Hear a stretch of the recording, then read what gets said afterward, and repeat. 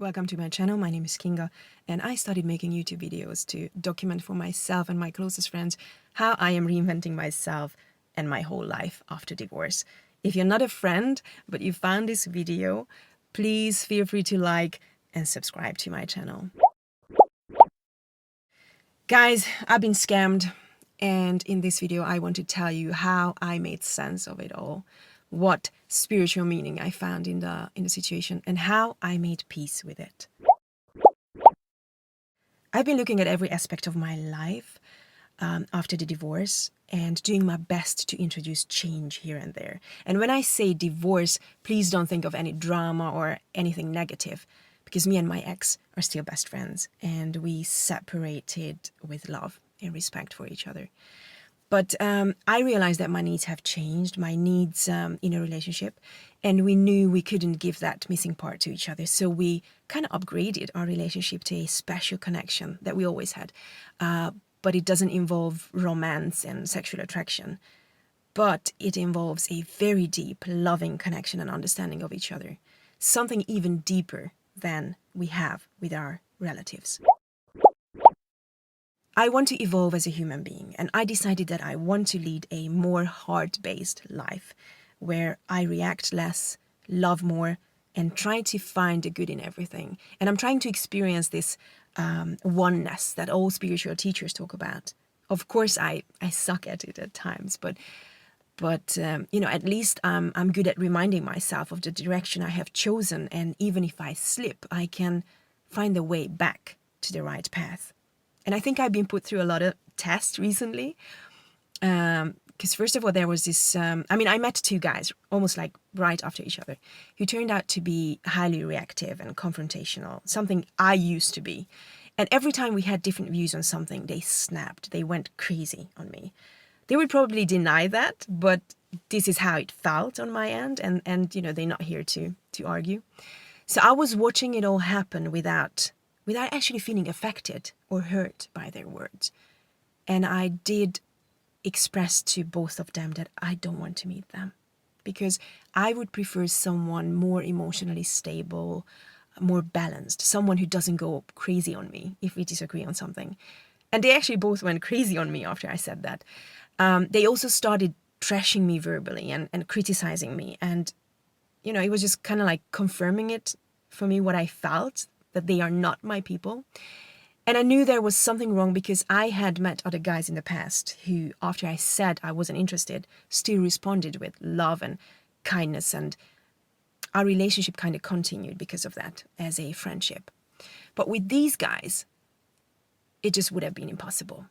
I had to let them go. I had to cut communication with them, because it went to a point where they didn't hear any of my words. And I felt that they became disrespectful.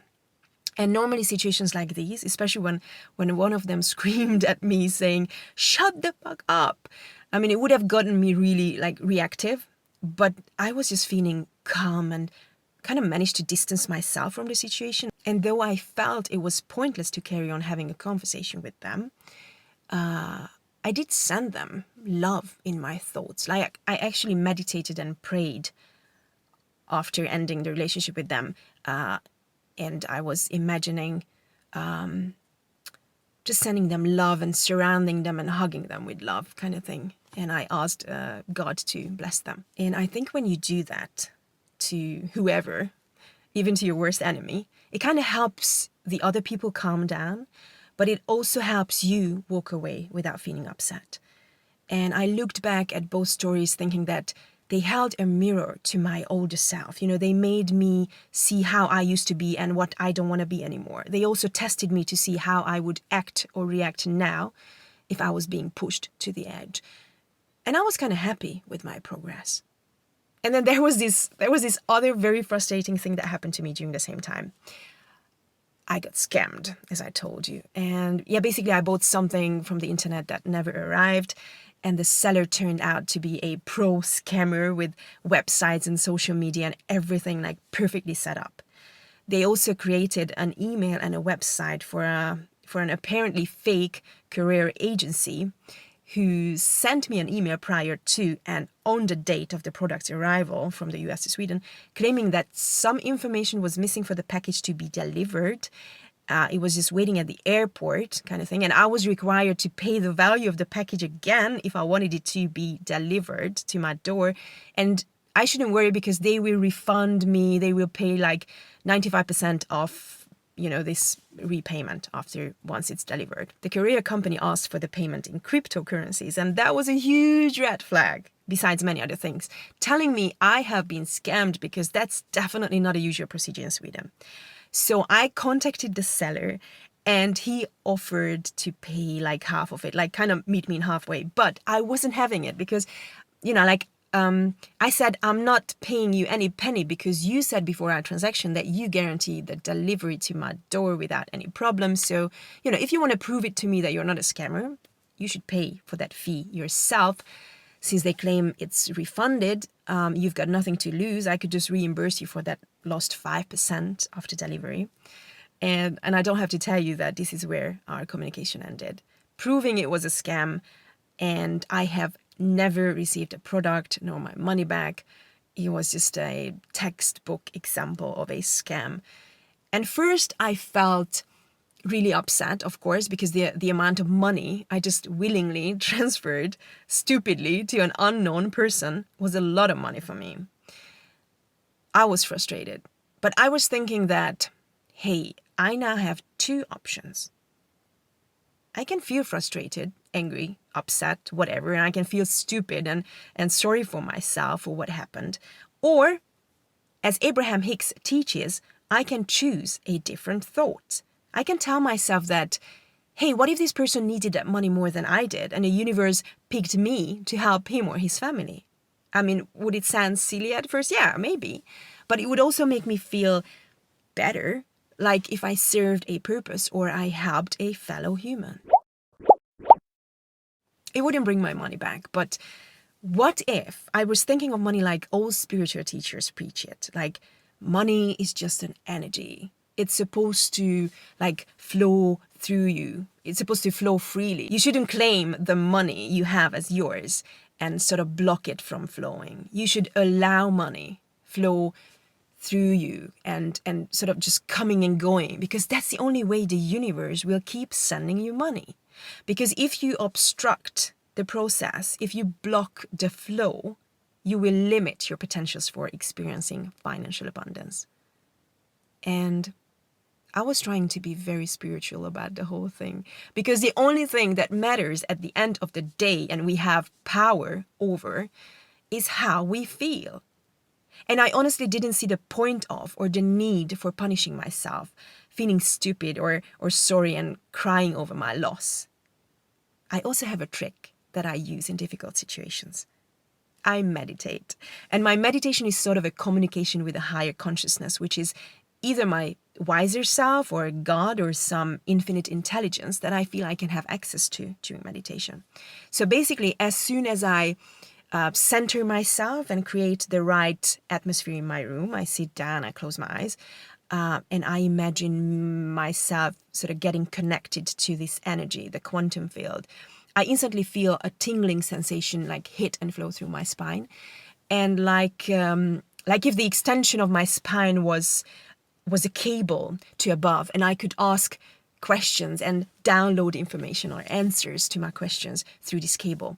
And when the connection is established, I feel some vibration or energy flow. Like when you connect, an electrical cable to a socket and electricity starts flowing through it. So that's the same thing, like how information is flowing through this imagined cord from above to my body. I learned something similar at the first Silva Method Mind Control course I attended as a kid. I was 13 years old, I think. It was explained more like you can have access to a deeper level of consciousness during meditation, and also connect to this collective consciousness, which I imagined like a cloud above us. And I remember that I could solve mathematical equations in a meditative state without actually thinking and calculating. I've never been good at maths. And it wasn't just me, so I wasn't a kid with the special skills. It was for everyone attending the course to experience. So I just went down to a so-called alpha state, where your brain wave activity slows down to between 7 to 14 hertz, and you're relaxed, and you're more receptive. And I asked for the results, and I was given the numbers like straight away, like they were just popping to my head, but also seeing them visually without waiting or thinking or calculating or whatever. And the numbers were correct. And I've been doing the same thing lately. Every time I got into a situation where I needed a clearer view or understanding or a wiser approach or an answer to something that was bugging or bothering me, I actually did the same with the two guys I told you about. And I did just that again. I asked, why did this scam happen to me?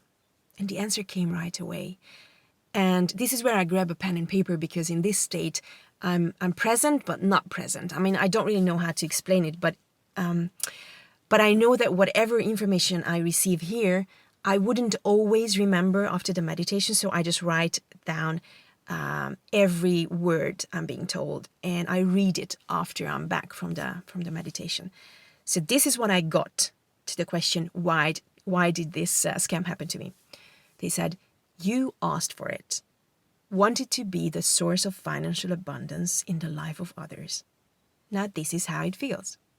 Now here I have to give you some background story, because I've been listening to Neil Donald Walsh, the writer of the Conversations with God trilogy. By the way, he was receiving and writing down God's messages the same way.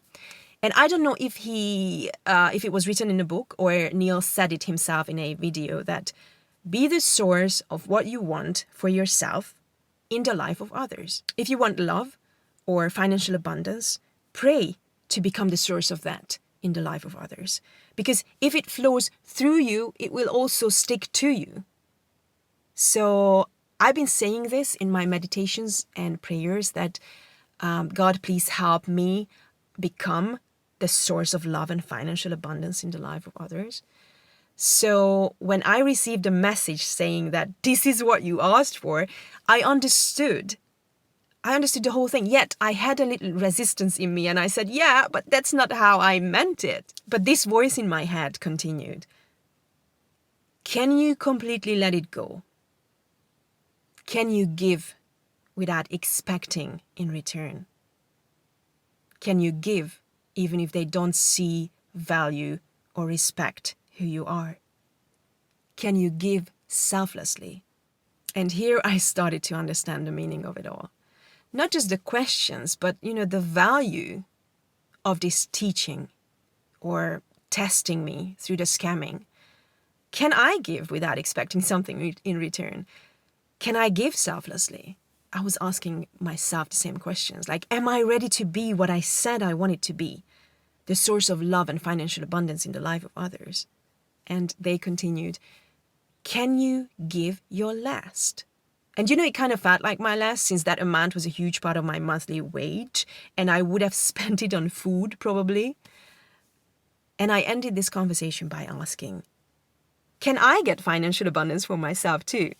And they replied, where do you think you send money from? You have access to abundance. Just let it flow to you and through you. And once you have it, don't refuse to let it go. Be easy about it. So this conversation with higher consciousness gave me peace. It helped me make sense of it all and let my frustration go. And at the end of the day, it wasn't my money. I was given that money. I have to pay it forward, because money that you keep to yourself has no value. You need it to use it for something, to either feed yourself, please yourself, or, why not do the same to others? And I also sent a last message to this scammer, and actually a very kind one. Kind of like, hey, I don't think this is how you should make money. You could choose a different path. You deserve better. You can do better. And I hope you find your truth. So I chose to let him and the frustration go the same way I did with the guys. So no negative feeling stayed inside me, which is the only path that can serve you in situations like these. And why not choose that? Do you think I'm crazy for looking at it this way? Do you think this is not the path that you would choose? I mean, how would you react in situations where you were scammed or your money got stolen? Let me know in the comments. I'm honestly very curious. If you like this video, please give it a like, subscribe, and click on the bell sign. Hope to keep in touch. Take care. Bye. If you want a more intimate content and daily communication, please go and join my Facebook group called Kinga, Kremer and Friends.